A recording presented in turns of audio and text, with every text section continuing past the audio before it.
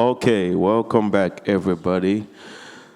As you can see, I am not a big proponent of African time. I believe in punctuality. So even this whole notion of African time, we must challenge it. We like to be critical of the West. We must also be critical of ourselves as well as Africans. Okay, I have the privilege of facilitating the second session where we're looking at Mandela University as a Civic University Season 2.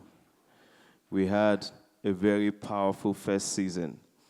And in this session, I'm going to introduce our speakers. We have Bruce Diamonds, who is the Director of the Engagement Office at Nelson Mandela University. And we have Amy Dorat, who is the coordinator of the Food Systems Program at the university, amongst many of the other hats that she wears. And then afterwards, we have Maura Hartshead, who is the head of community engagement and also a professor of political science at Limerick University in Ireland. So Bruce and Amy would be beginning the presentation, and then Maura will join afterwards. So without any further ado, over to you.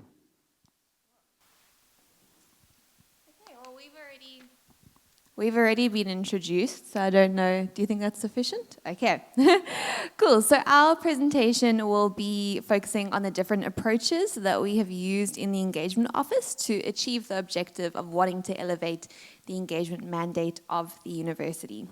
Let's see if I can click. Yes. Okay, over to my colleague and boss, Bruce. I don't know who's the boss in this relationship. So, colleagues, as we think about how do we go about doing our work, I think we constantly remain mindful of both the historical and contemporary challenges that our society is faced.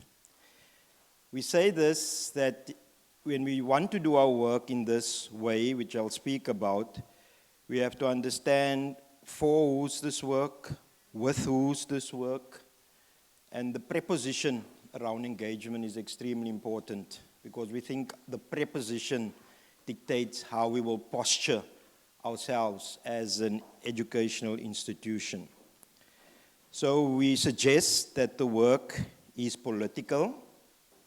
We suggest that the work is ideological. We suggest that the work is philosophical.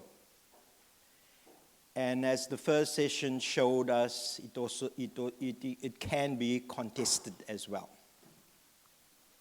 So the question then for us as an engagement office starts with others. So it's not our primary role at the institution. We do this in concert within our education and transformation portfolio, in collaboration with the other portfolios. So the question that we have then, and the framing question is, how do we facilitate this type of collaboration with the faces that you see, oh, not that face, that you were supposed to see on the slide, in ways that seeks to honor, respect, acknowledge the knowledges, the belief systems of everyone. And I look at this room, and all of you have touched our approach in multiple ways. I look at the colleagues from the other universities that are sitting here, that are embracing and engaging with us critically on the way we choose to do our work. And I'll speak about the way we do our work. I think of colleagues like Enver Motala, that reminds us to remain constantly critical, to remain in self-critique, because the project, as Monga suggests, is much bigger than the academic project. It's locating your work in the bigger discourses of society and what is possible with the mandate. Our colleagues from Krishet, from other universities as well, reminding us from time to time that we still require activism in this work. The political face might have shifted, but the power face has not shifted. And sometimes it has just changed color. And color still entrenches, and privilege still entrenches. And so we suggest that that needs to be constantly challenged. I look at the students, represented by Carl and Pastor, that remind us why we do this work, why are we here, Bongani, to do this work as one part of society. I look at Sylvia from Kucha and Inam, and we recognize that our approach has to be inclusion of all the helixes to make sense. And how do we posture ourselves when we have an organization like Kucha willing to want to understand with us through their mandate? I look at Derek, Angus, Jonathan, thanks Cliff. Those three young men smuggled their way into the Indigenous Knowledge Systems Hub because they heard the elders speaking about the work they're doing with the university. And we're excited now about the new journey that we'll be starting with. They term themselves the youth of the First Nations people. But Derek said something very interesting in a closing reflection. Derek says, there's something about the way you do your work that's different. I need to find out. And I think that's the invitation we have taken, Derek, for you to journey with us so that we find out together.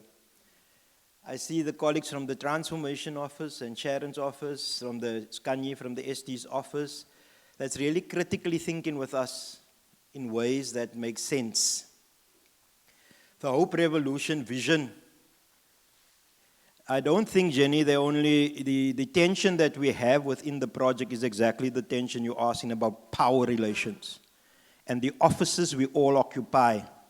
And what do you do with that power that you have? And that's the conversation we are having with the church as well, who we see as a meaningful stakeholder in society, as political organizations, as Sharon that is running kitchens. And so we have to ask ourselves the same questions. We celebrate the agency of colleagues that are in faculties that do the work in spite of their workloads.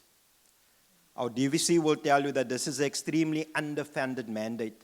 So we're not only here to complain, we are here to advance this work. And we advance it in multiple ways, mindful of the complexity. But we have to be critical, and self-critical is the entry point. There's new colleagues from botany, Reverend Numdu, that are busy with beans that they want to go plant on the farm, that we've met now, today.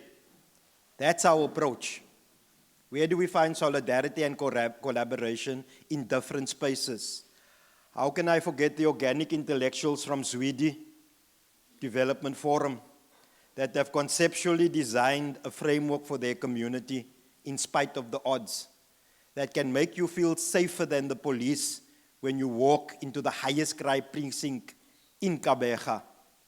We celebrate you, Mawetu and Nobala, as you contribute to these knowledge discourses on making it different in spite of your precarity.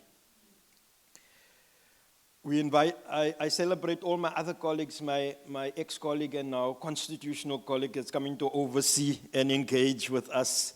We celebrate that we work in a way that tries to accelerate people, not to retain people. That we're mindful that even when we look at jobs in the space, that they are precarious. The university doesn't do good when it comes to employing people. We have to be critical of that, and we understand the multiple reasons for it. But there's a generational responsibility as well, where voices have to be raised around workers. And people, Monga, you ask, what will history look at Muthwa? They will also look at us. They won't only look at the Vice-Chancellor. They will look at everyone that occupied a position. So it's within that complexity, and more than 40 projects, different projects across the globe, that we have to now carefully think of the framework, the engagement framework that we follow. And this framework, Kanyi, is a critical participatory action research framework.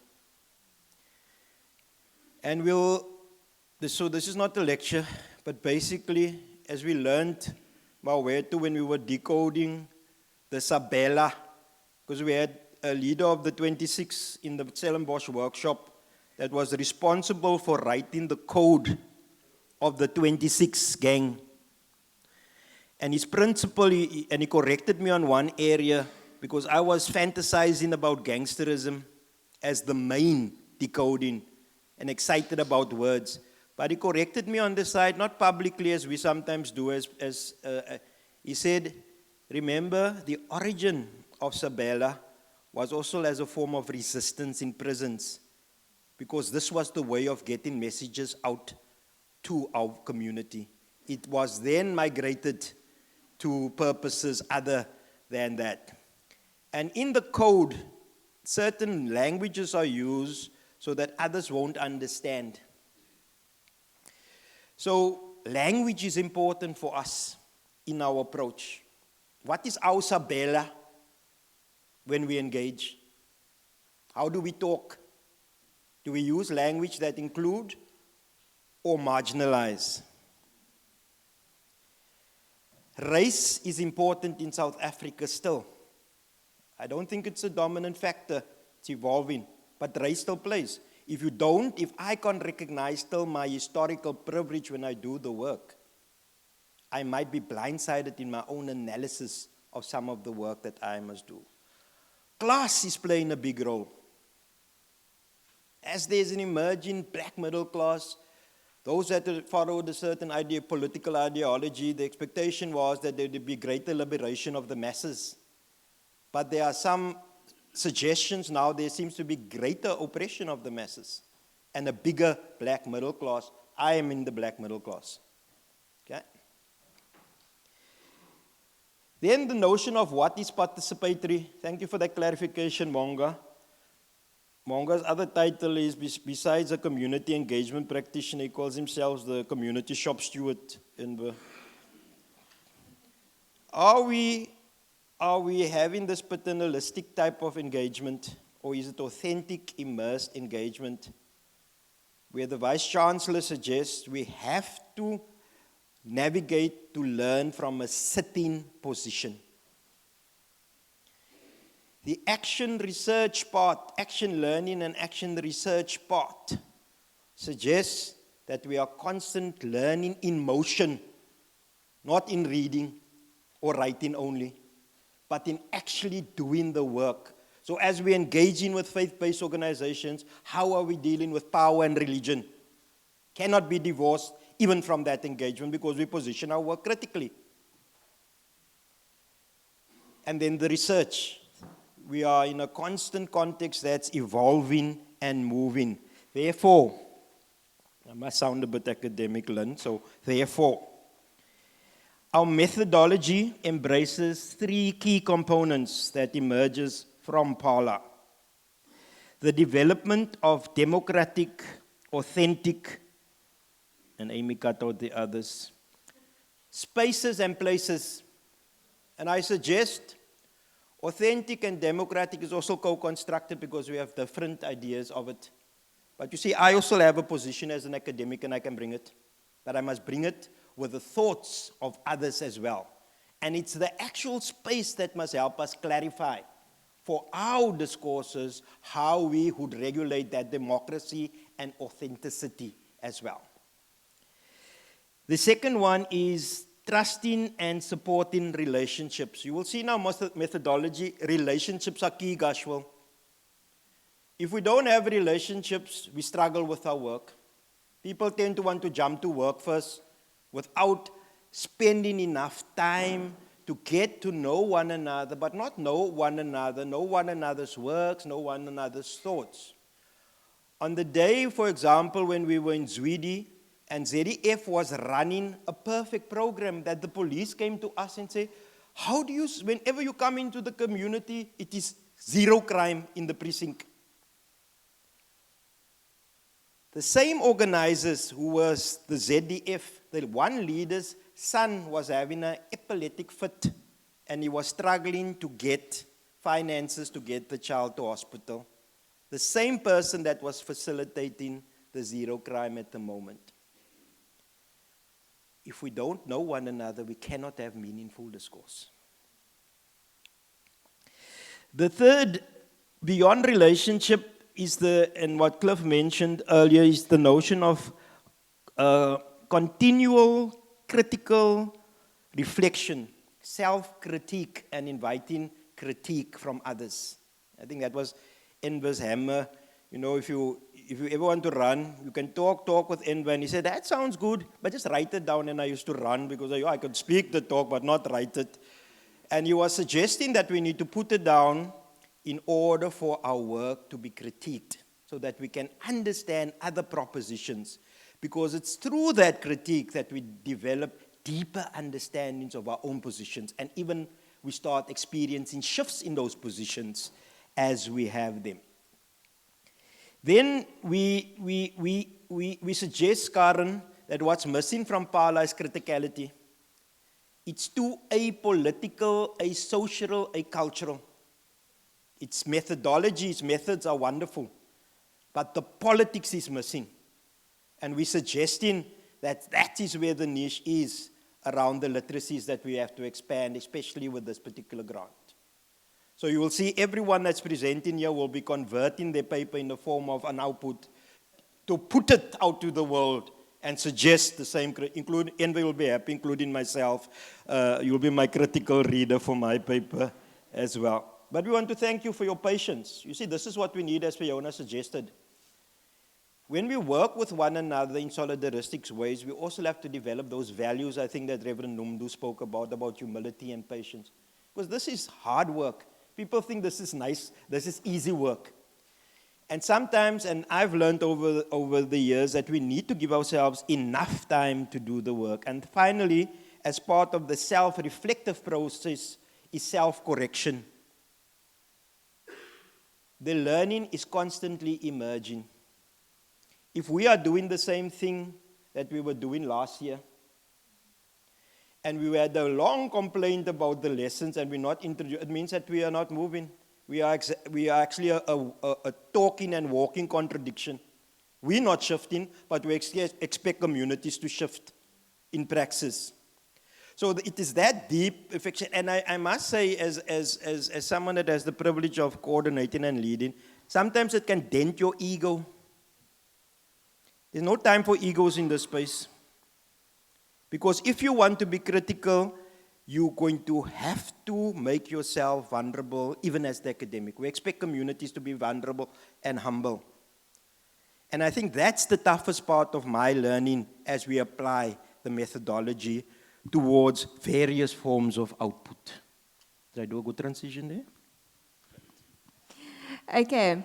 So, as Bruce transitioned, we will be showing a demonstration of what this has looked like. So we've just pulled 3 examples from our work.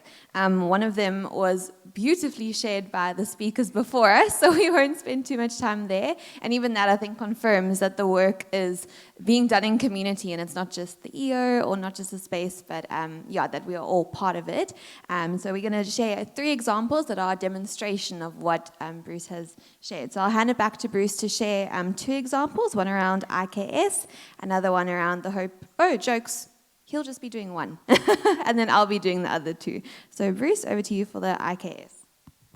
Thanks. So the first example of an output, and we insist on there were 3 terms when we were conceptualizing the HOC. We had the nagging question that Enver was asking us, what is your organization point? And we struggled, Kanye, for 3 years, and Enver never stopped asking that question. And it eventually became clear from 2018, I think in 2023 or 24, 3 key organizing points, Enver, we suggest. And this is some of your work, your contribution to the HOC. The first organizing point, and you saw beautiful demonstration in Fiona and Reverend Numdu in their presentation, is the principle of convergence. How do we get together and dala what we must? Okay? Enver, you know what's Dala, what you must, ne? Yeah. How do we get together and do what we can with what we have in ways that are meaningful for everyone around the table, recognizing the knowledge, the agency that you bring to the conversation? Our communities were saying it for years. I Dala what I must. The second one is reciprocity. Nothing for mahala, as the mama said in ZDF. There's nothing for mahala. That's what you actually mean. Everyone has to benefit from the engagement. But because we're mindful of historical and contemporary challenges, some will have to give materially more than others in order to push the equality agenda.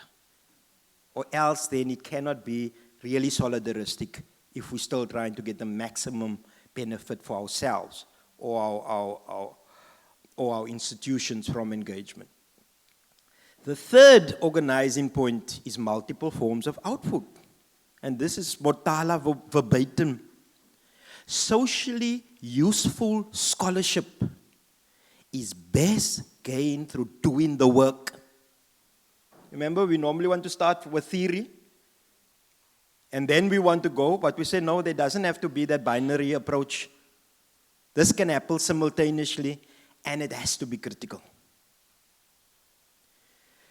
So from this approach, the one output, so the outputs, so the third organizing principle, is multiple forms of output. So we're not only driving for the classical university output of studies and books and chapters. The outputs have to be beneficial for everyone in the space. And it can be everything we're learning. It's possible. We can get an SLP, we can get a PhD, we can get a poster, we can get a podcast around the same phenomena that we are converging around.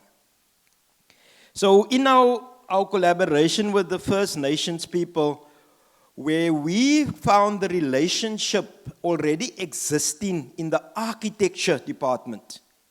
And they wanted to take that relation, so we built on an existing institutional relationship. But then we brought the philosophy and the ideology, saying to understand, so what is it that you want as a group of people that have an interest in the issue? And the issue here was First Nations people. So the question was, what about First Nations people? What we have been able to glean thus far, and Carl, who heads the Student Hubs of Convergence, leads this project, the Indigenous Knowledge Systems Hub, is that First Nations people, in particular the Khoi and San, are looking for recognition, for restitution. Now you see, the university does not have the authority to recognize any indigenous people. It's not their job, it's government's job. But what groupings were struggling with was to put together the information in ways to make the case. And that is the support that we could offer. And we found, even when we met with the National Commission established, that there was an absence of a framework for them to filter through more than 120 applications at that time for recognition. So the framework that emerged, that we use in this particular hub, is framed around the following thematic areas that's owned by the First Nations group, and we're doing work with it. Yeah, so let me run quickly. So hey, Cliff, you threw me off now, no? Thanks for that. Is cultural, socio-economic development, partnerships, and resources. So that's the framework that when we do organizations, we enter this discussion with. Because from almost 10 cycles of engagement, this is what's emerged as important for this group of stakeholders. And if you go to others, the foci might be different. Okay, so two other examples.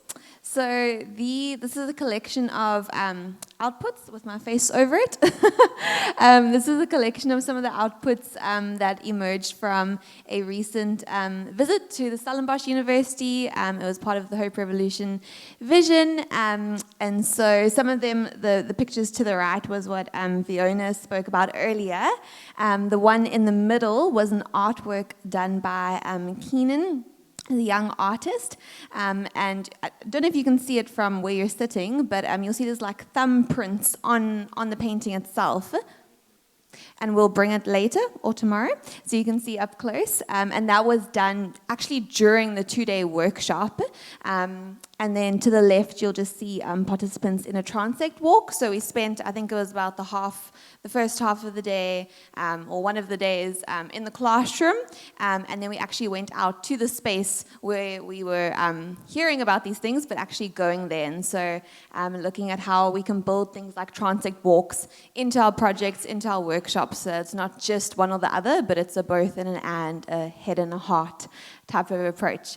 So those are just some outputs that we've been exploring, and again, thinking deeply around how these outputs aren't just ticking an academic box, but can actually be valuable. I mean, what Fiona shared about those artworks, they didn't just look nice and then we threw them away, but they are actually being used. And so, yeah, that's something we've been trying to explore and have been able to do that with the Hope Revolution.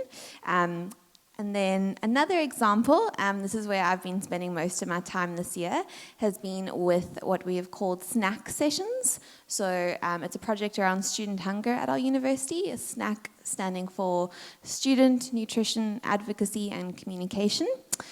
So we received a grant to roll out some different projects, some related to food gardens, other related to educate sessions, which we quickly renamed to snack sessions. And so the idea of these sessions was that the students on the right are a group of 13 social work students, also Fiona's department. They've been really great to work with. So their students were placed with us for their 13-week practical. And so we worked with them to say, hey, we as lecturers and staff don't want to be responsible for figuring out what these snack sessions are going to look like. We want to figure that out with you as students, and then have you as students facilitate these sessions with other students, so having it on a peer-to-peer level. And so that has been just the best thing to do, and we're currently trying to write up a report on that and just the learnings that came from it. But yeah, just having them as students on the ground think through A, the content that would go into those sessions, but then B, also the delivery and the outputs of that. So one of the outputs, like Bruce mentioned, was a podcast. We had an Indaba last year, and when we asked students, okay, so we're forward from here, what do we do? One of their recommendations was to keep the conversation going, and so we were able to start a podcast where conversations around student hunger and financial literacy and consciousness are happening, but they're happening in pockets. And so creating a podcast was an easy, free way to say, okay, let's make this a bit more accessible. And so those are some of the outputs, the snack sessions and the snack podcast, where we've also been trying to rethink how we do outputs. Yes, papers will come from it, but what's been really helpful here is, like Jenny, I think you said at the start, the whole purpose of this 2-day workshop is trying to think differently about sustainability in ways that are holistic, and the heart behind snack sessions is really that. So not just looking at food parcels, which is the university's official response to student hunger, but looking at the holistic view of student hunger. One of our partners, also in the social development professions, Dr. Natalie Mansveld, did a brilliant paper on hunger of the stomach versus hunger of the mind. That was also done in co-construction with students, and that's really been guiding our approach. It's not just looking at hunger of the stomach and food parcels and how do we meet that, but also looking at it holistically. So I'll end there by handing the mic to Bruce for a final question. So the question is not time's up, but we thought we'll have a facilitating question chairperson to perhaps help. Okay, so the question from us to you is, what other forms of engagement can facilitate deeper collaboration with stakeholder communities through critical participatory approaches? Or any other questions you might have. Wonderful, thank you very much. If we can actually just remember that question, I think that will be key when we have the time. If we can go back to the slide of the question, please. I think that will be key when we have a conversation. I just want to check Vimbiso if Maura is online now.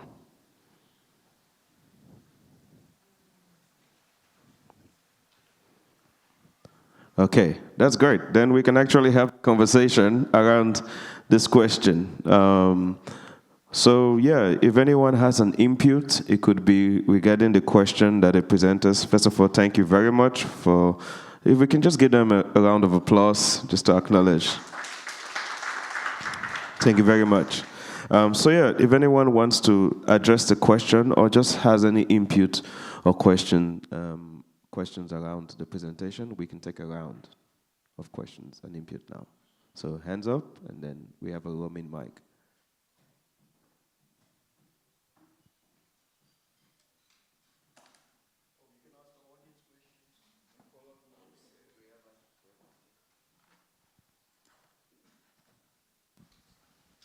Thank you.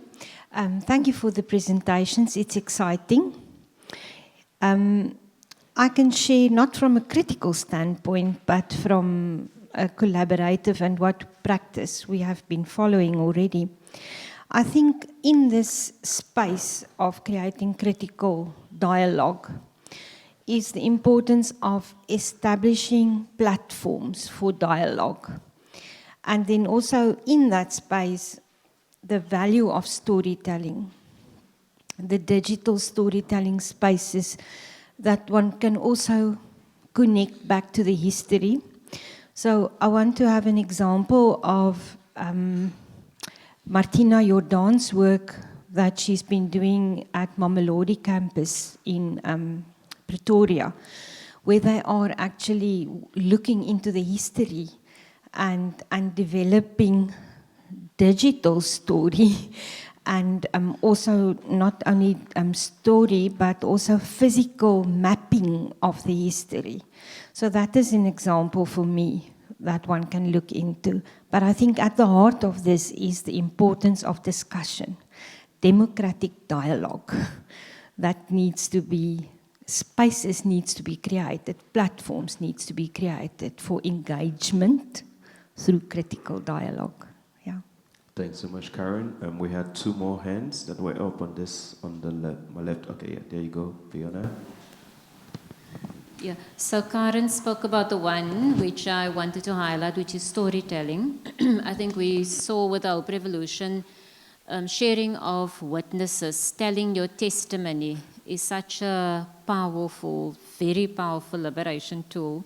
And then to take that a step further, and I think there's the reciprocity comes in, because they share their testimonies organically. But then for us to come in and highlight the therapeutic value of it, and then how do we deepen that to have a further reach? Because then the storytelling, because what Zinzi's now started doing is to write a story. You know, so first it was the oral storytelling, and now she's writing it, and that brings up further things for her to work with. You know, so I think all current methods that you are using, then to look at how does one deepen that.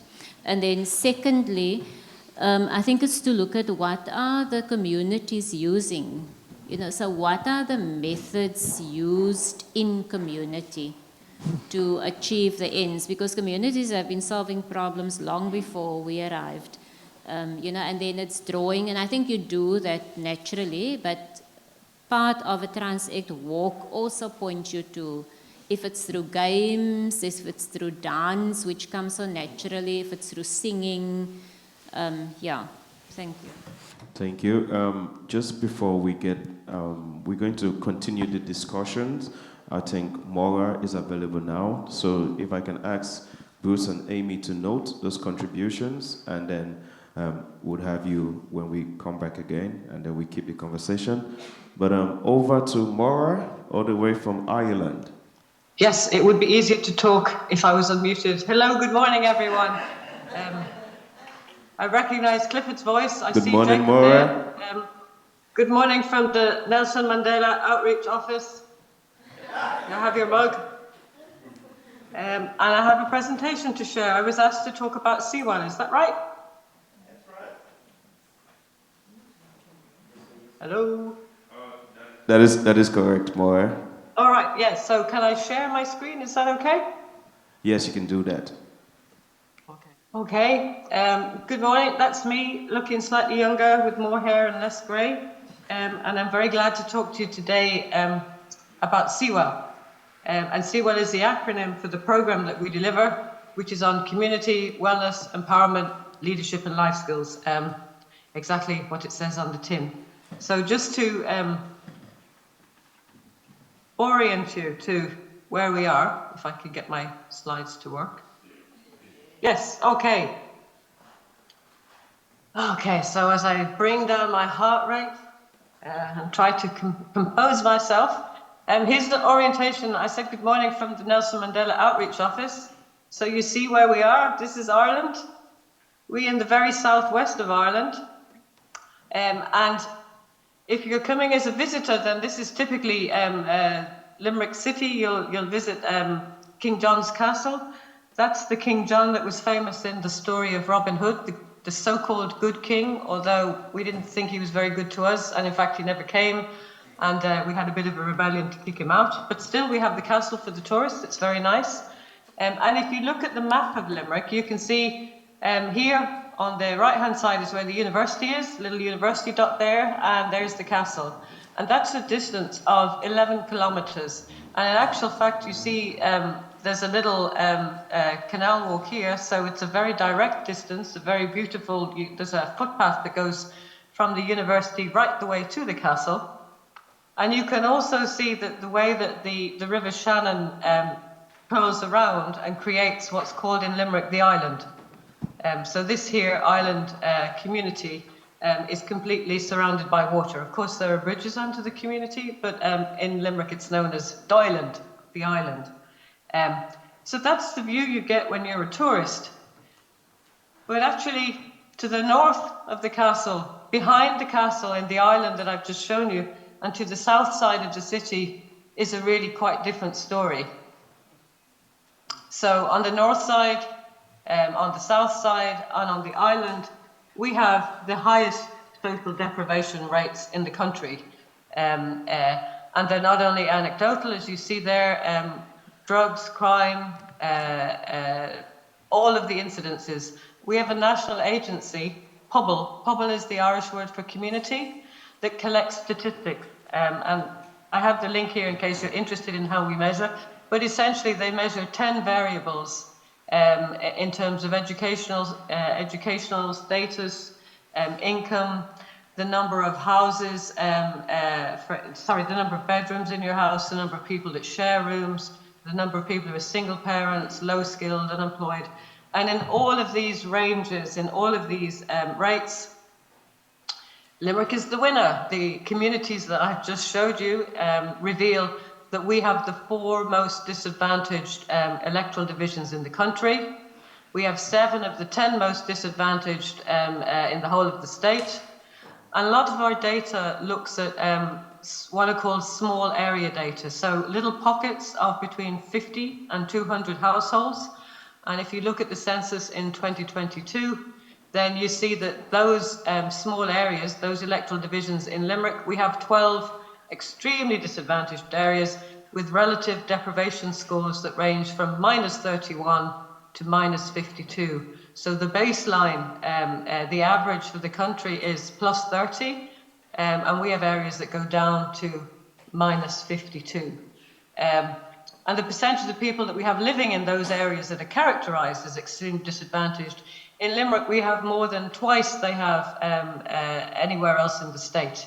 So on all of the indicators, although Limerick as a city and as a county on the average is quite prosperous, there are pockets of disadvantage that are incredibly severe and that have been intergenerationally disadvantaged on all the indicators that you can work out. So in terms of educational attainment, morbidity, the number of mothers who become mothers before the age of 16, criminal behavior, incarceration, school dropouts. On all of these indicators, we have a number of communities which are permanently catching the most severe deprivation in the country. But of course, if you work with communities like this, and these are our Seawell communities, this is where we do work, then you'll also know that in communities like this, you also have the most resilient, resourceful, and innovative people, and that all of these communities are always populated by a small cadre of people who hold the community together. They're often, well, they most often are not recognized for their work, typically not paid for their work. They're often doing volunteers or community types of work that are holding communities together in a wonderful way, but in a way that is more or less completely unacknowledged, forgotten, taken for granted, and missed. And there's a lovely story here. The woman on, well, all of these people here are Seawell students or Seawell they're all graduates now. But the woman here on the right, Geraldine, I have a little video clip of her that I can show you in a moment. And I feel a kinship with Nelson Mandela because during the COVID experience in Limerick, she had a project to keep the women in her neighbourhood together, to keep them active, to keep them seeing each other at a safe distance. So you see them there. And they all were learning how to do the Jerusalem dance. And when we went to do the video, she said, "Could you please make sure that it's somewhere on the level? Because one of my women only has one leg." And I won't tell you which woman it is. In fact, she's one of the better dancers. But I was thinking, this is so typical that only one of our Seawell students would have a dance troupe with a one-legged woman that ends up getting filmed by the Irish Universities Association as one of the best exemplars of community-engaged learning. So I'll show you the video shortly. Now you have the story behind the woman. But Seawell essentially is a university response to local identified needs. We went into our local communities and we asked, what can the university usefully do? And the first answer was, you could stop giving us 47 PowerPoints telling us to exercise more and eat right. That actually, typically, we know what we want to do. We have our own projects and plans, but what we need is support. We need support individually and also as a community in terms of our health, mental and physical, our well-being, also community development, empowering ourselves to know how to advocate for what we want, how to develop our leadership skills and also the life skills, because in many of these communities, which are often beset by all kinds of trauma and challenges, chaotic lives, then there needs to be some sort of life skills to keep yourself level and on the balance. So the community wellness, empowerment, leadership and life skills does exactly what it says on the tin, because those were the requests that the community gave us. They said, this is what we want, these are the supports we want. And we don't want you just flying in as a university doing a project and leaving. We want permanent support. So the Seawell diploma is a 2-year evening study diploma. It's for adult learners in the Seawell communities.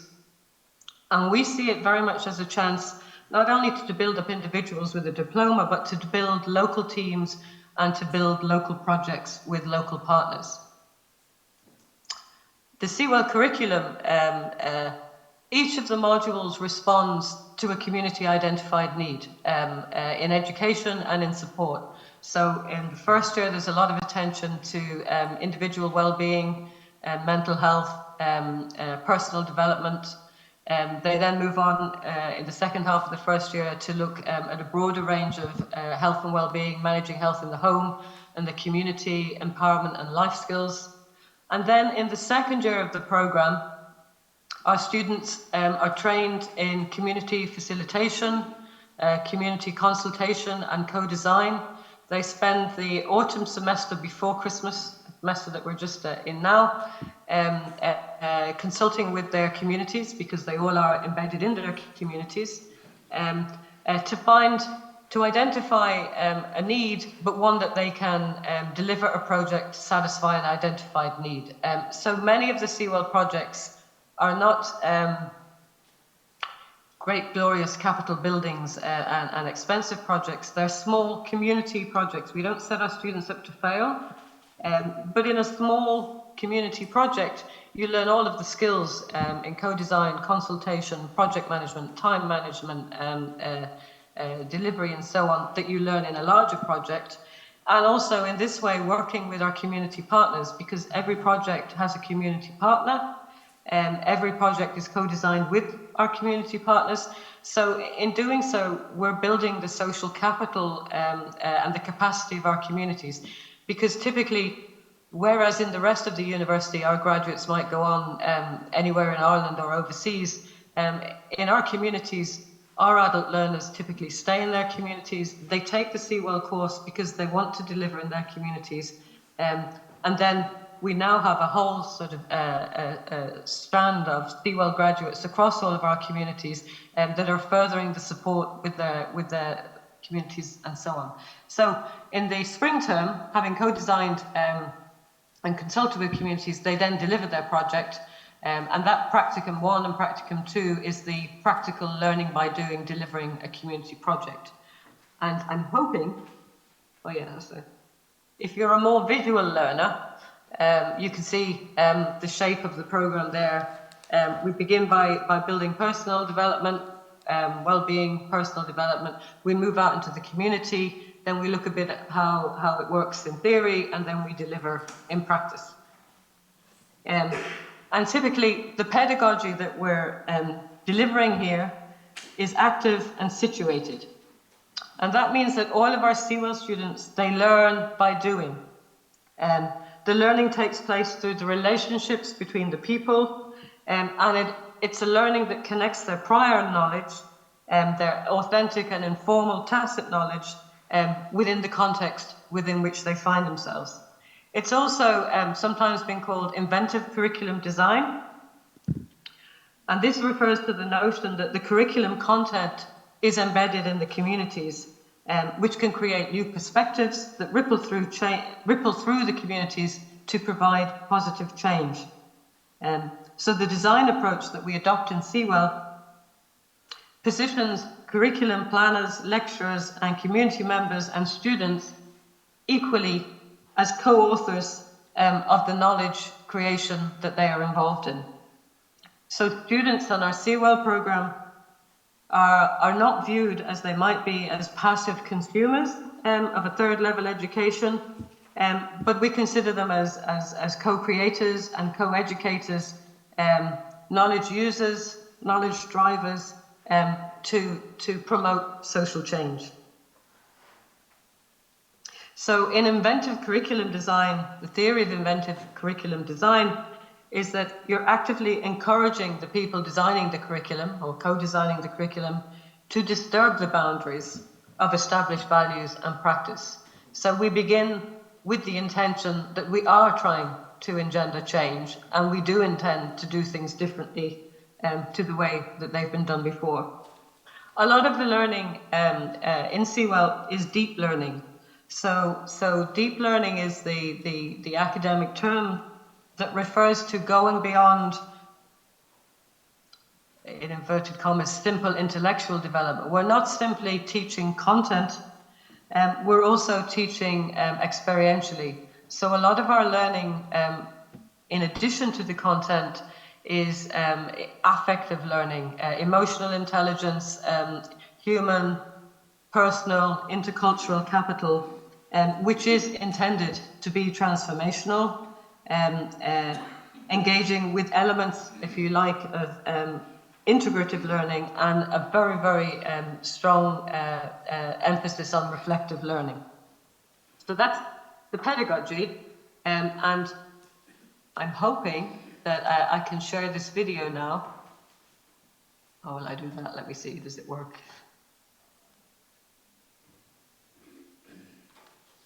I think I'm going to have to change my screen. Yes, okay.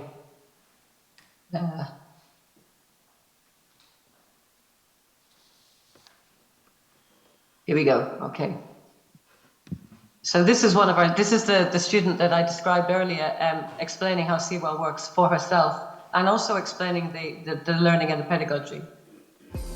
Sorry, Mola, we can't see the video. We can hear, but we can't. Okay, hey, hang on.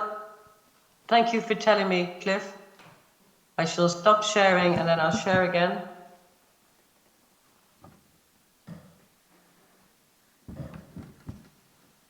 Can you see the video now? We still see the presentation, not the video. Okay, what can you see now? The slideshow, the PowerPoint. Oh, that's weird. Okay. So what you luckily can't see is Maura Adzad looking really red and flustered. Which is we can actually see that. Oh, you can't see me looking red and flustered. Oh, right, okay. You're doing good, Maura. We Thanks. have a whole production team over here. Clifford. You're the one-woman production team there. Yeah. There we Imagine. go. Now what can you see? We can see Sewell expression of interest. We can see the video. Okay, now will you just give me a thumbs up to let me know if you can also hear? You have to unmute. Yeah. We Can you can hear it. Perfect. Well done. Okay.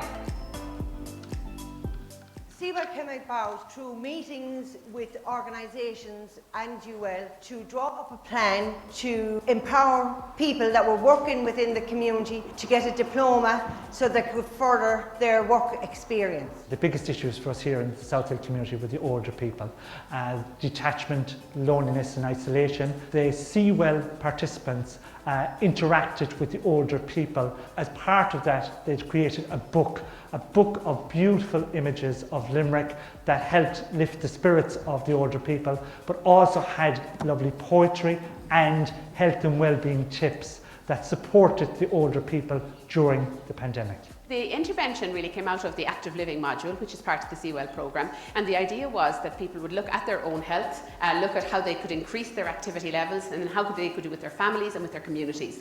The Wellbeing book helped me a lot, I have to say. My friend Geraldine gave it to us. The tips in it to keep my mental health together was great. The physical activities, so that I used to do a little bit of exercise at home, so I wouldn't be sitting down all day. The photographs in it was terrific, and it helped a lot of people. I'm grateful for it. So this type of learning approach is very, very beneficial to the students. They're invested in it because they've been consulted, they co-designed the assignments, their learning outcomes were agreed with them, and because of that they were very committed to the process. They were also, I suppose, empowered to encourage other people to take part in the programme because they felt that they could take the skills that they had learned and share them with their communities. And we see a very tangible application of their knowledge and fulfilling their learning outcomes through the Wellbeing Way book. It built my confidence, it gave me the empowerment to see that I can do these things, that I have the ability, all the skills that I've learned over the past 2 years in this diploma, I can now bring back to my friends and my neighbours and everybody that I know within this community. That's the most important thing for me.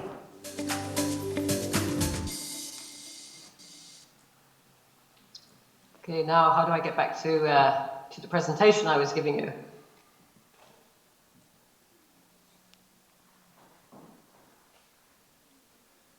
Are you looking at the slideshow? We cannot see the slideshow at the moment. I thought you were going to say that. I thought you were going to say that. 1 second.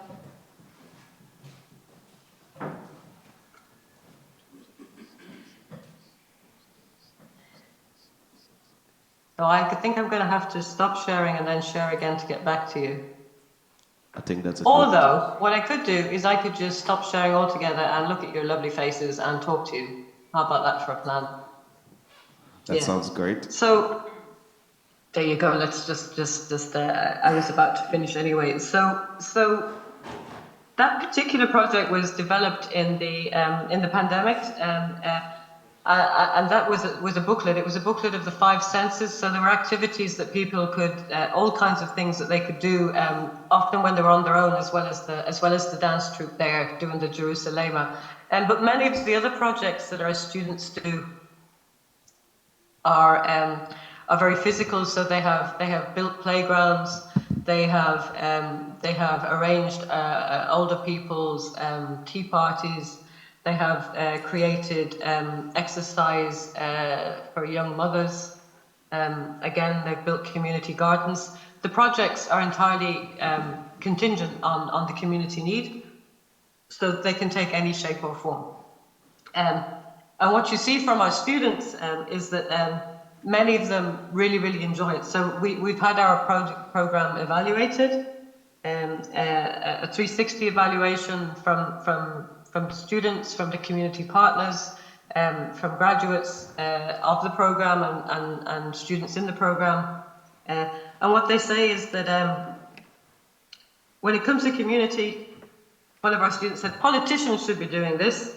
All those TDs, that's the name for the Irish name for our members of parliament, everyone should be doing this. They should know what it's about. They should know what communities are about and learn what's needed in communities. Not what they think is good, but what we know is right for our community. And one of our community partners said that this was bringing us back to the essence of what community empowerment should be, developing the community in a meaningful way. Another community partner said, my original reason for getting involved in Seawell was to make the university something that wasn't just out there. I felt that the University of Limerick was still out there, but now this is an opportunity for us to bring the university right into the community. People talk about access, but I would be very honest with you, we were quite disconnected until we saw Seawell. So I think maybe it would be more useful to answer questions. That's the end of my presentation. Wonderful. Thanks so much, Maura. If we can give Maura a round of applause.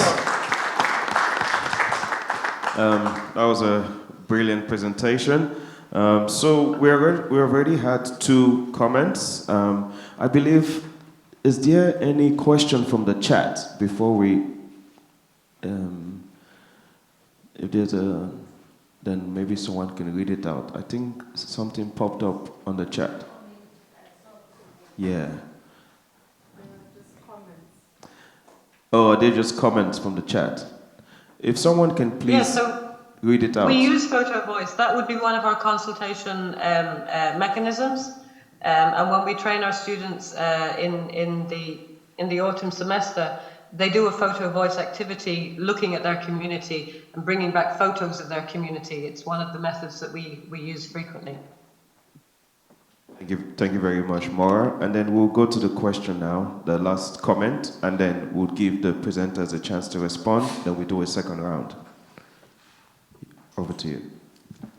Thank you. I think to answer mine is going to actually be short because I think Maura's presentation really wrapped it very nicely with the question that Bruce asked with the other forms of engagement to facilitate deeper collaboration. Maybe instead of, and I think it's also quite a pity that this conversation is not being had with the actual communities at large, because then we'd actually have a more informed approach with them, right? So maybe let's start by, instead of using the community as a platform for us to now participate in engagement, let us now start involving them in the thinking process of the engagement. So maybe we can start there.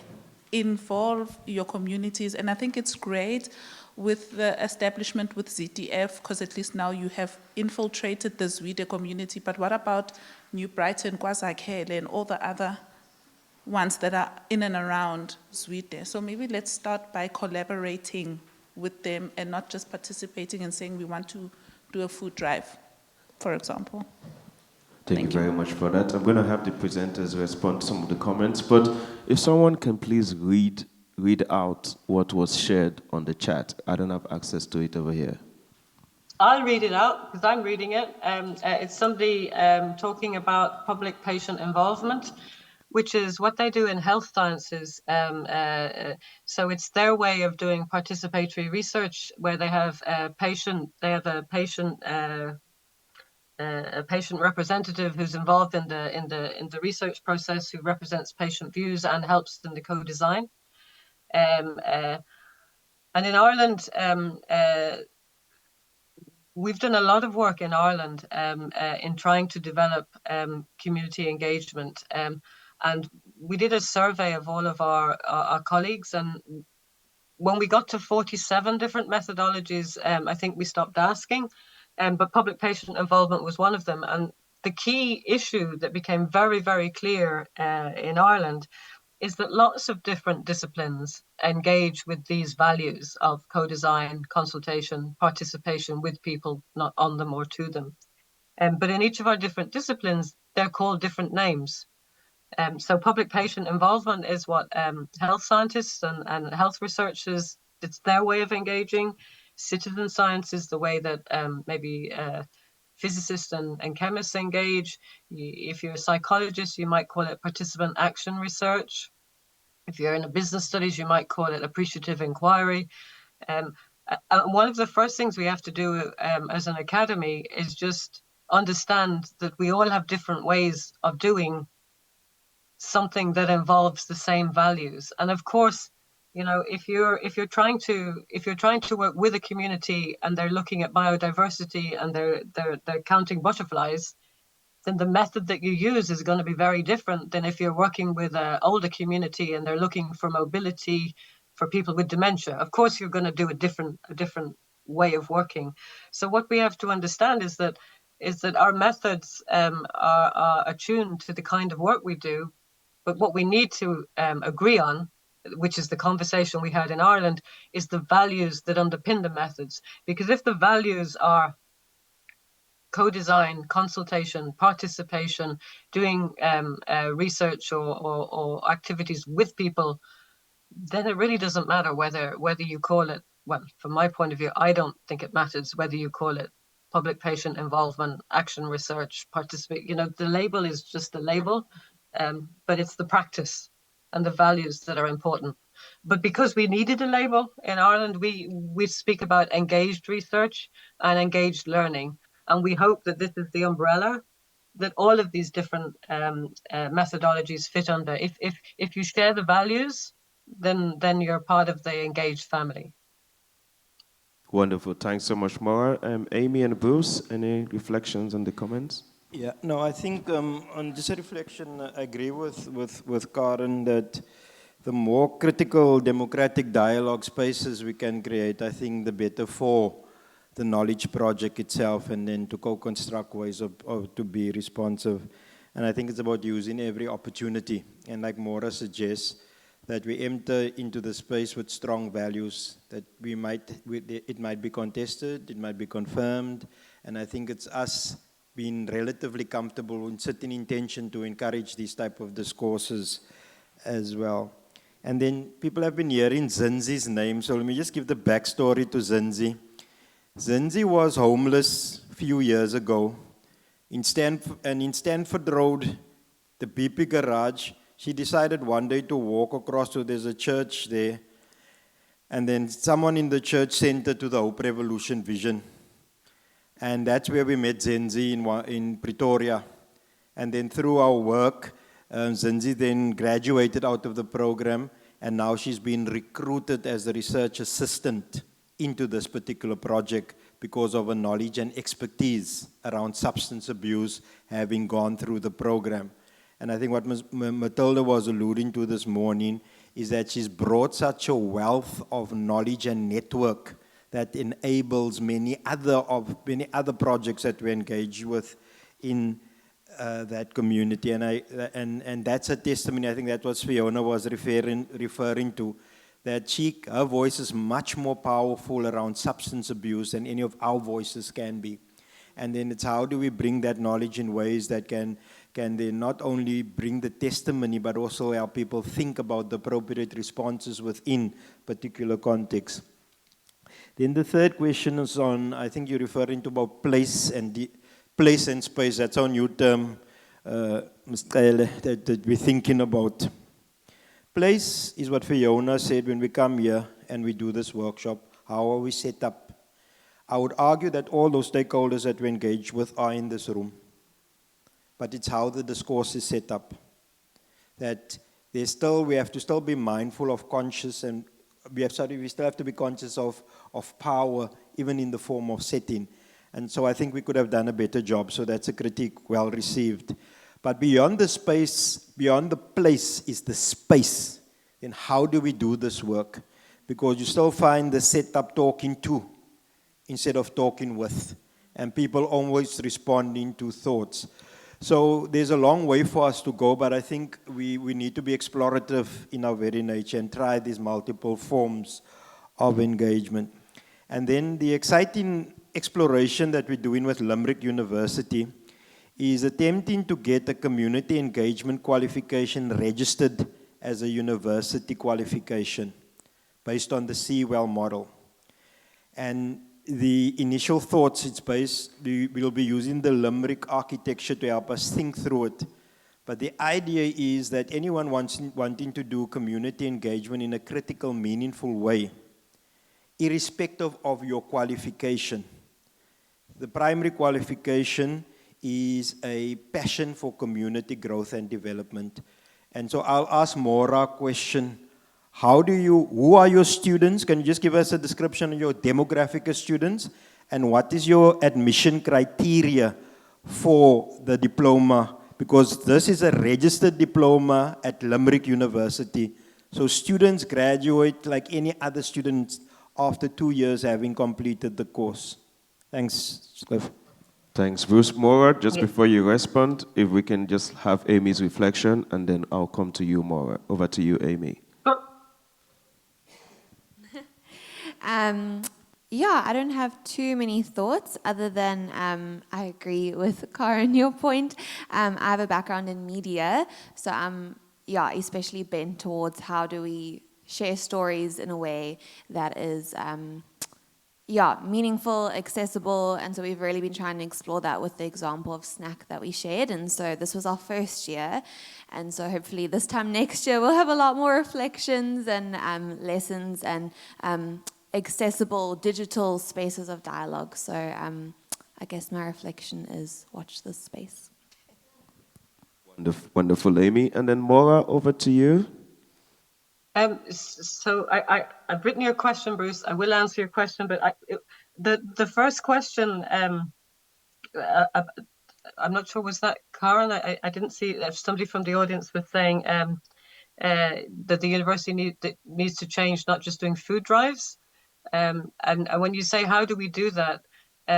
People called, when we began, when the Sewell program in 2018, people used to refer to more as apology tour, because I went into each of the communities and I spoke with community workers, community leaders, community members. And they all just kind of looked at me with cynicism. Oh yeah, here's another one from the university now. Do you want qualitative or quantitative research? And one woman told me that she had been involved in 47 different student projects in her community, because it was the go-to community for deprivation, sociology students, and so on. And 47 projects, nobody had ever come back to tell her what they found. Nobody had ever come back with anything useful from their research that would be useful for the community. So when I began what became called the apology tour, there was a huge amount of cynicism and just a kind of well, let's wait and see. Are you going to actually do anything? So it literally took years of slow work that we didn't leave, that we didn't stop, that we did continue, that we started very, very small. We did what we said we'd do, and when things didn't go the way maybe that people had hoped, we said, we're sorry that didn't go the way you hoped. We owned what we did, and slowly gained respect. But it was a slow process, and I often think universities, they think you can. I call it the Star Trek management system. If you've ever watched Star Trek, the captain of the ship, he always says, "Make it so." And I often feel our universities give the same instruction, okay, we're going to be a civic university, make it so. As though that's just going to happen because they decided. It does take a long time, and it does take small incremental steps over time to build trust, to build relationships. because those are the only ways it works. So, and I can answer the second question in the chat about the normalized violence by answering Bruce's question about who are your students. So I actually was teaching the CWEL students. I teach them under Wellbeing Through the Lifespan. It's the one of their first modules, and it's designed to build their confidence, to build their capacity, and for them to begin to feel comfortable learning. So it's to build their capacity to learn. And when you say, who are my students? This year I've got 13 students. I have one guy who has come out of prison. He was he was a small-time drugs user, purveyor, dealer. That's the word. And he's trying to turn his life around. I have two Irish travellers. Travellers are the indigenous people that we have. I suppose you might like. They're not gypsies. But that would be, I suppose, the way people who aren't familiar with Irish culture and Irish travellers, they would be our version of the Roma community or gypsy community. I have a few people who are lone parents, and then I've just got some. Oh, I have a woman who's 70, who was alone, looked to her community, and I find her really, really funny. Because on all usual indicators, she'd be a fairly middle class, quite well off woman, but she was alone, and she found that in the community they offered courses and activities that she wanted to get involved in. So in her late life, she suddenly discovered a community that was living next door, sort of around the corner from her neighborhood that she'd never been in before, and now she absolutely loves it, and she doesn't care. She was recommended to come on our course. And then the other people are people who just work in their communities, but typically they're people who do the work but don't get the recognition. So to answer your question specifically, Bruce, a lot of them we would bring into the program through recognized prior learning. And where we would take the recognition of the prior learning, that would be, for example, people who have been working, for 10 years running a volunteer community center or running all of our students do some kind of voluntary activity, whether it's with the homeless, whether it's looking after children, after schools clubs, older clubs, women's sheds, men's sheds, community meals on wheels. They're all people doing work in the community, but not recognized for the work that they do. So what we do is we say that that's recognizable prior learning. And so we bring them on the program on their RPL. And our university has a system that we are allowed to make the decision about what is appropriate recognized prior learning for the course that we're teaching. So of course we say that that kind of work is entirely appropriate. And also I think one of the things that makes that easier is that on our team, going back to the comment, we're not all traditional academics. So part of our team are people who they're now working with us in the university, but their background is community development and community practice. So that helps us to develop our experiential learning, because we're working with community development workers who do this kind of work for a living. And it's amazing how much you can learn as a lecturer and a teacher when you work with practitioners and facilitators about what to do with groups. Like it's a wonderful career enhancing kind of way of delivering the program, but it's one that recognizes that we have to deliver experientially. So a lot of our assessments are practical assessments. So for example, my students, they do a reflection every week. The reflection is tied to the learning of the topic we've done. So whether that's unconscious bias, teamwork, listening skills, leadership, all kinds of different topics, they do a reflection. So actually by the end of this semester, they have written a good deal of work compared to an average university student who maybe does one essay which they've selected from one topic in their curriculum, ignoring the other 12 weeks. So So I have learned as a lecturer that it's how you teach is as important as the amount of the hours that you teach. And just to come back to that question, the question there about how do you challenge those beliefs that normalize violence? Just 2 weeks ago, we were looking at unconscious bias, and we were looking at what it is, how it operates, what are the ways you can recognize it, how you the ways that you can work to counteract it. And I thought that this would be a lesson that when I had a group from all of the areas which are incredibly stigmatized, so just the accents that my students use would immediately put them in a different class. They immediately would be uncomfortable in certain parts of the city. They, some of the way that they look, covered in tattoos. Like I thought if these people don't recognize unconscious bias, that's ridiculous. Irish people don't speak to travelers. They think, not everybody, but there's a stereotype that they're dirty and feckless. There's a stereotype that drug dealers are all dirty and feckless.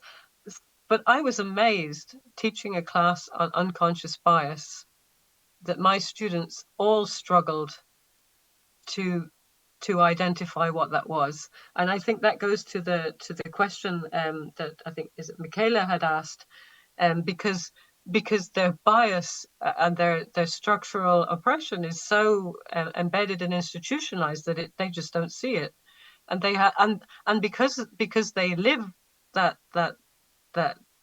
in that system, they don't have the experience of another way of being to recognize that system. So how do you challenge it? Slowly. They're beginning to get the hang of it now, but it takes small class learning and it takes experiential learning. Nice. Thanks, Maura. It doesn't take a lecture and PowerPoints for sure. Yeah, no, definitely makes a lot of sense.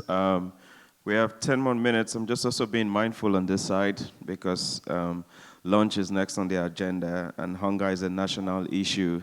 So we have to, but we can have a second round of questions before we break for lunch. And then for people online, you can put your hand up.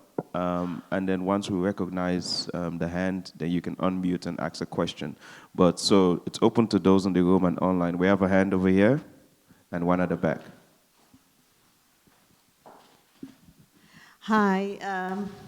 I don't want to make a question. I mean, I don't want to ask a question, but I wanted to make a comment. What are the other ideas in terms of collaboration in a participatory manner?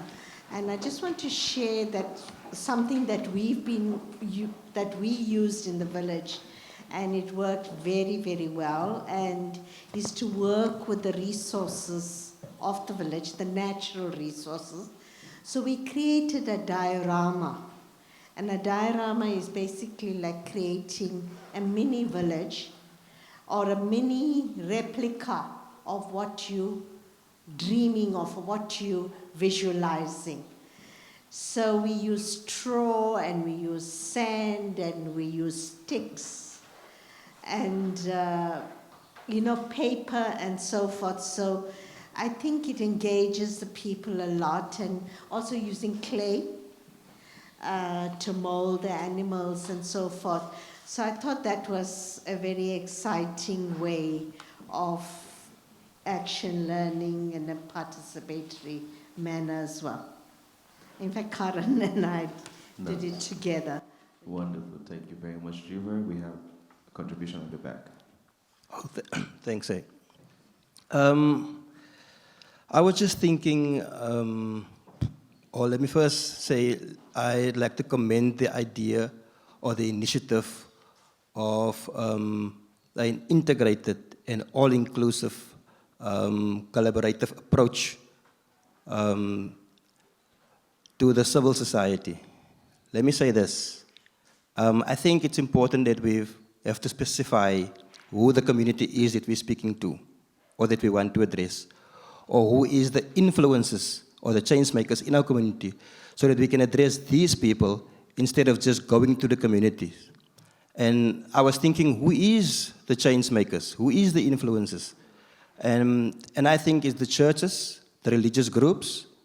They are the people that really influence the minds of the communities, and then also the different industries. Because if you look over the years, the involvement from the hunters and gatherers, I mean, in my DNA, there's a hunters and gatherers. And then it moves to the agriculture, and then to the Industrial Revolution. These were the reformations or the changes that brings about our today's. So I think it's important that we create a platform with these stakeholders, the churches, the church leaders, I would say. And then from that point of view, I think we can really start to change what actually happened in the communities. Thank you. Thank you very much for that. There was also Oyama's hand is up. Let's head to Mawaitu, and then we'll come to Oyama.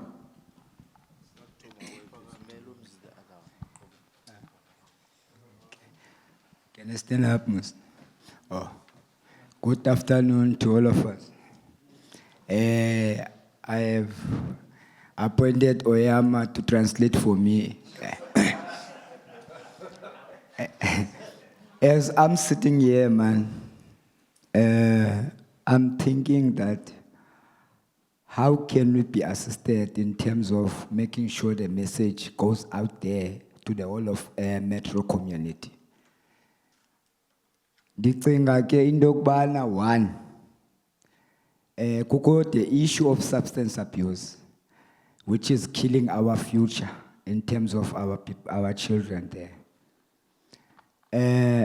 Whereby we invite also the government officials in particular, because each and everything that needs answers mostly comes from them, because they are the policy makers. Because in my community, I have saved more than 5 that were committing themselves in drugs, and they become criminals. I said to them to tell, look guys, what is your problem? One of them, problem yabo yaiku, because like us, the older people as criminals, we tend to recruit the younger ones using indokbana indonile I need. One, maybe he or she is unemployed. Ne? 2, maybe I take that person to the tavern. Then I show ladies to him and say, look, I'm not mali. For me to get money, I go and rob. Then it's easy for you. If you want to have money, join me. Then it's easy for him or her to do that, because there's no one that can say no to him or her. So what I'm trying to say is that if we can take the message out there where we use Mbomakapa, a typical example, so that all of the people can see that there are people like us that are trying to make a change out there. But because of who are sitting here, there are few that get the knowledge, on how they can survive in the life that we are living in today. So I want a pastor to work in particular with us in Zwede, to make sure, because that will change many of the young people there. One, because they don't have things to I go and smoke because of there's no food at home. I don't have skills. What can be done for them to change that life of themselves? That is the question we need to answer together with two hands.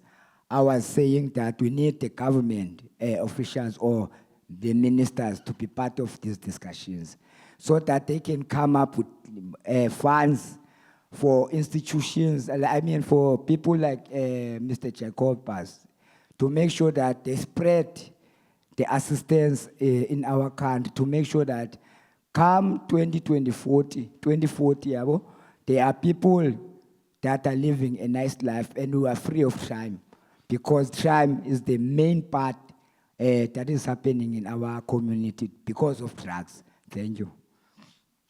Thanks so much, Mawetu. Oyama, maybe. Oh, no, Bala. Yes. Melumzi, man. Melumzi, sir.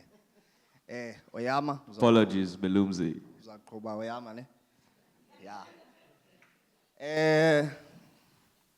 Doc, you said engagement is very crucial and it's very important. Very important. It is because of that that EFE corner. But on the ground, people on the ground, the community, they don't want to be engaged. People are hungry. Bantu balambile on the ground. You will come there to talk. They will ask, what are you bringing for us? What is it that you are bringing? Because they want to see something, because the politicians have spoken enough. Politicians have spoken enough. They are chowing the money, and now people on the community are bafunova next thing regarding a talk. So, Doc, ibalulekile that we come up. Umora said we need support.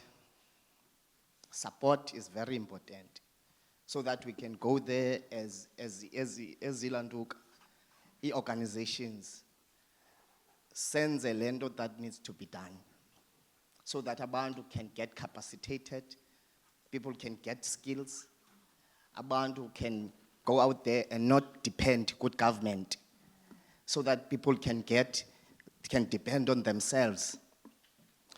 Ilondo, Doc, I check in my community, Doc, when we spoke about Nelson Mandela University, I check, I see there are about, it's few people that are attending school at Nelson Mandela University.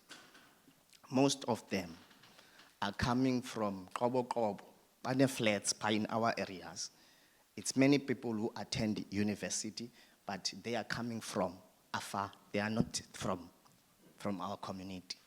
People from our community, bafuni izinto that are quick fixes, as Umawetu has said. Bafuni quick fixes because they believe, okanye they are being told that if you go to university, at the end of the day you will get a degree, but at the end of the day you will sit down at home. You will not get work. So they end up doing as izinto that cities quick, this is a quick cash.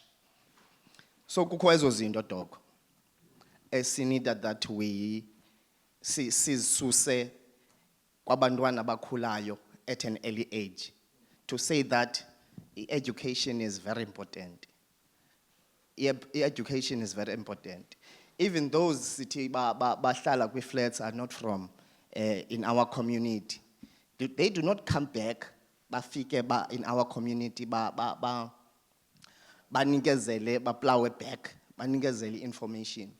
Umora is there talking about programs that university can do for abantu on the ground, so that abantu can get information. So I think it's very important that sike sicinge as university as well about issues as low way. But how can we make sure that abantu are getting information, abantu are getting skills, so that they can better their lives? So ilondo man, sicela support. Thank you. Thanks so much, Melumzi. Just because we've run out of time, colleagues, but you know, on the program you see it says discussion. It didn't say question and answer, it said discussion, and I think that's wonderful because we are having discussion. And also, we must be agile. So if I can please implore to the colleagues, both here physically and online, I would want each of the presenters to have a time to reflect on this last round. But Ivoyama, if you can do just a quick, so we can only have Oyama for now, colleagues, I'm so sorry, but we can still engage over food. Actually, most of the most important engagements I've seen actually happen over chow, which is why hunger is a national issue. But Oyama, if you can do just a brief translation, just so that we can understand what Mawetu and Melumzi said for those that can't speak Xhosa, and then if you can briefly put your comment, and then we would have reflections from the panel. Thank you. Thank you so much, Clift. You're intlonti le. Intlonti. But I don't want to assume that colleagues grasped what the colleagues were saying, but I believe they were asking questions of like how they can be assisted as a community, because community members are tired of engagement. You know, community members are hungry. So what are the meaningful responses that we can have that can practically assist them in their cry for, I won't say help, for assistance, because as Mawetu shared, so many things have been done, both of them, but how do we move forward from the point of engagement? Nopal, I hope. Briefly on my side, thank you, colleagues. I just had like brief bullet points that I was thinking to the questions that you asked, Amy, and I was thinking, that you posed on us. I don't know if you can show the question that you asked, and this is me trying to respond and think deeply about the question. Sorry, Oyama, just one, because of time, Oyama, we must be mindful. It's simple. Okay.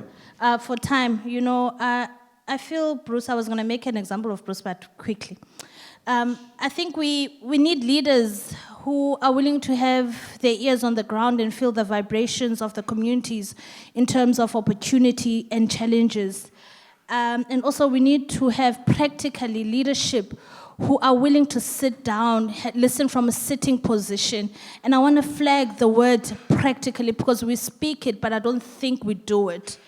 And lastly, we need leaders who understand their sitting position and who are willing to change the narrative, but not only for themselves, for the society at large. I will go in deeper, but because of time, I can't express or explain what I mean by that when you have a director who's sitting there and the power of the position and what it means, not only internally and institutionally, but externally.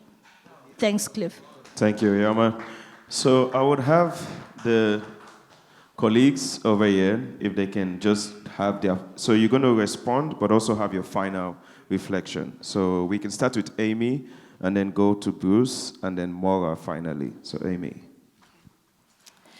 I agree with what was shared. I think my reflection is leaving with the tension of hearing that it needs to be slow and deep if it's going to be meaningful, but then we're also working with communities and situations that there's not really time for it to be deep and meaningful, and so that's often a challenge we find in the engagement office and I think in other spaces, and I don't know what the solution to that is, but I think the fact that we're all here means that we're wanting to find that out together, but yeah, that tension is definitely something that I leave with.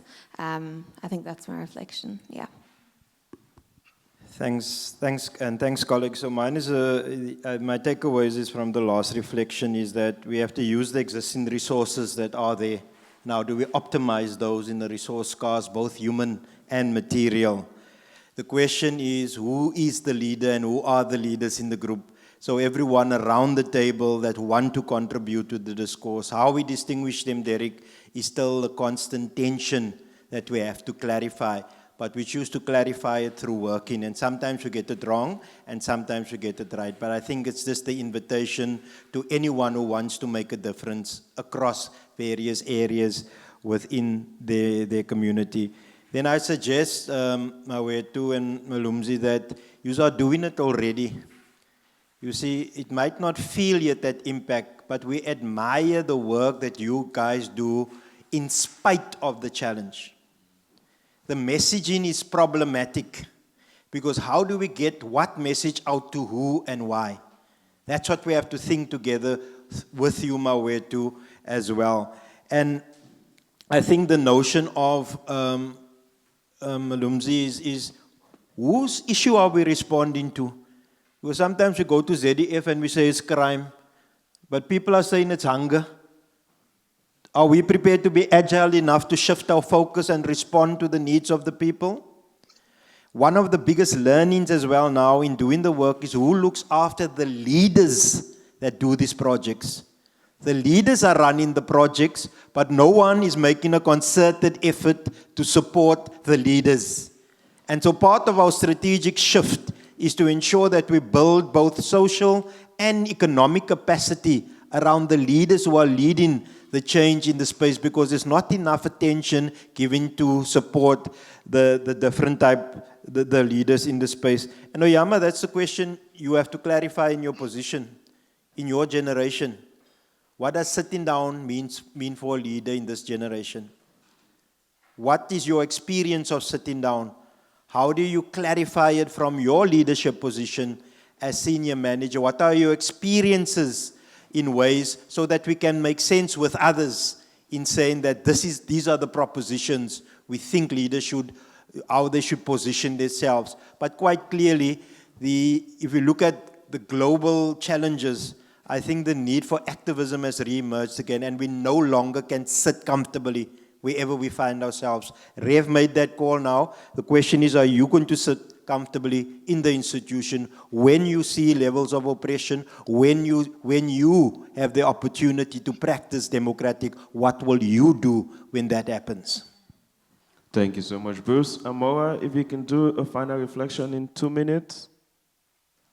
Sure. So, listening to all of the comments, we have a crack cocaine epidemic in Ireland. Heroin was the big killer in the last decade, and now crack cocaine is taking over because it's easier to sell, because you can smoke it and you don't need to inject it. So in our communities, when young 14-year-olds and who are out of school for all sorts of other reasons are looking for money, this is a really rational way to make money if you're 14 and if there are no other choices.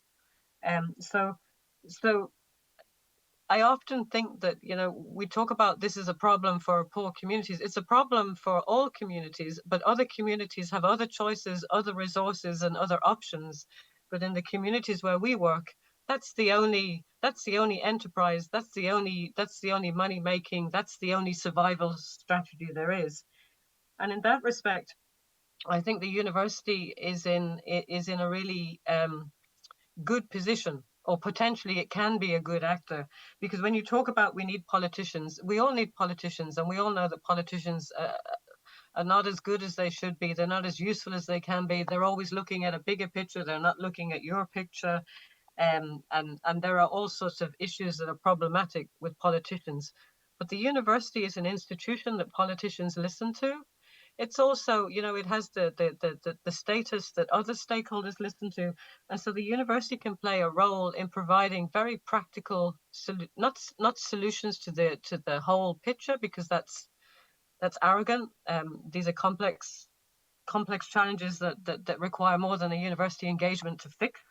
But we can contribute positively to those parts of the challenge that we have the capacity to, and that is to provide the other things that you might do. So, for example, when you're talking about people being hungry, a university is in a position to develop.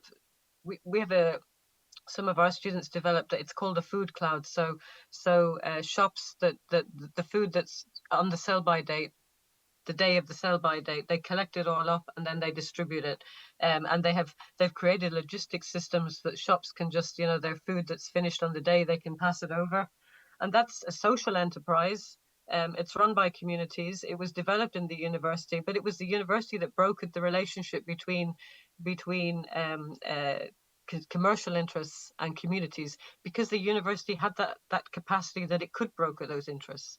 So there are things that universities can do to address the problems when they talk as Ayama said, to the people, when they sit down with the people to have the conversation about what is required.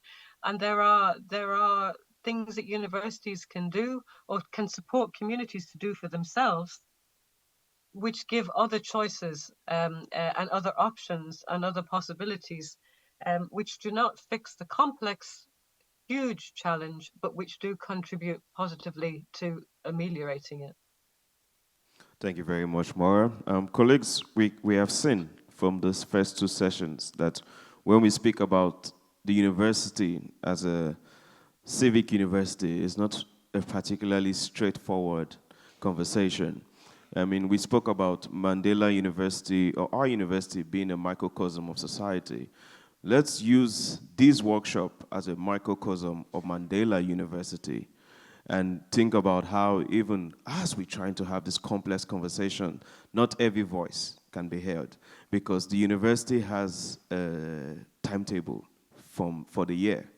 And there's a lot we want to do, but sometimes we cannot get around to doing it. We have the administrators who are planning this workshop, and then even in the midst of planning and implementing this workshop, we're getting critiqued. Are we agile? Can we keep moving? How can we get our community involved? So I believe it's wonderful for us to reflect on these. But I want to say a big thank you to all our presenters. If we can give them a round of applause again. And thank you, Maura, for joining on the way for Ireland. So colleagues, we're going to break for lunch now, and we're going to have lunch till 1:45, where we reconvene again. So thank you very much.